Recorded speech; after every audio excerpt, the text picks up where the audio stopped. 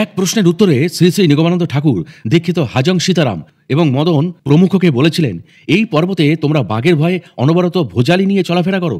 যদি আমার কথায় বিশ্বাস করো তবে বাঘও তোমায় ভয় করে চলবে। বাঘ তোমাকে খাবে না, বরং তুমি বাঘের লেজ ধরে টেনে হিঁচড়ে আনতে পারবে। কিন্তু বিশ্বাস চাই। ওরা শ্রী শ্রী ঠাকুরের বাক্য পরীক্ষার জন্য কয়েকজন মিলে জয়গুরু করতে করতে খালি হাতে সম্ভাব্য স্থানে বাঘ খুঁজতে বেরিয়ে পড়ল, কিন্তু মিলল না। হঠাৎ একটি ঝর্ণার কাছে একটি ভয়ঙ্কর আকৃতির বাঘ দেখে হাজংরা ভয় পেল। তখন তারা পরস্পরের হাত ধরে বাঘের কাছে অগ্রসর হতে লাগলো। বাঘের সঙ্গে হাজংদের দূরত্ব তখন মাত্র 7 হাত। তখন বাঘটি তাদের প্রতি একবার দেখে ভীষণ গর্জনে বনভূমি কম্পিত করে নিজের জায়গায় চলে গেল।